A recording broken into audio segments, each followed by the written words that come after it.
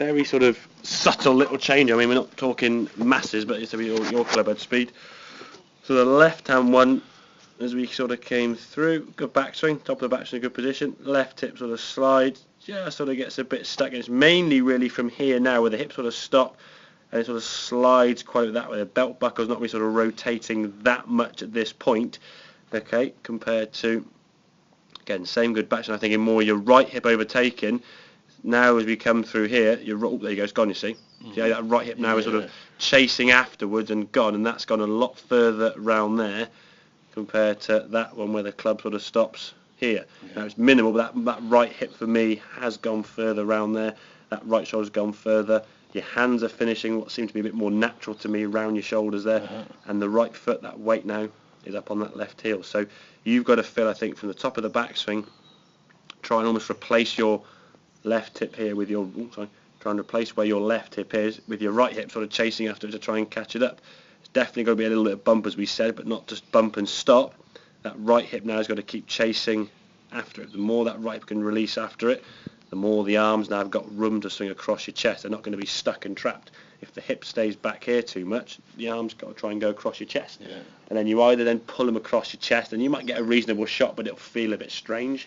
Or you'll just think, well, I can't change across my chest, I'll just block it way right, or your hands then flick it to hook it left, depending on what's in trouble. So you might stand on the third on the button and go, right, I'm going to do that slide, this should go right, I don't want to go right, I'll just flick my hands and down the fifth fairway, and the next tee, water left, I don't want to go left, I'll go on the same sort of shot and just block it out to the right. And you're going left, right, left, right, left, right. So if we can get that body clear and that right side clears out the way, your arms and hands can work around the body nicely. You can avoid that sort of flicky one or that blocky one. That right hip, think more of the right hip clear. But that drill, as we said, it will still work. Just get the sort of alignment stick through your belt buckle. Get something behind you, whether it's your golf bag or a club in the ground or a brolly. And what you're trying to do now is you sort of swing through now, your belt buckle will be releasing and clearing. So impact, that alignment's now to sort of hit into that, whatever's behind you. So give like a feel. That impact, that needs to that left hip's going to be, feel, exactly, all that feeling there. So but I think for you it's going to feel like your right hip's going to be coming round more, but the left hip clearing out the way, and that alignment stick or whatever you stick in your belt loop there will give you that sort of same sort of feeling. Okay, you're looking, again, not an exact number, but a ballpark figure, so like 45 degree sort of hip turn rotation there as you're coming through. So the point of contact here now, your hip sort of 45 degrees that way at impact would be a rough idea. I mean, some guys obviously get a lot more than that.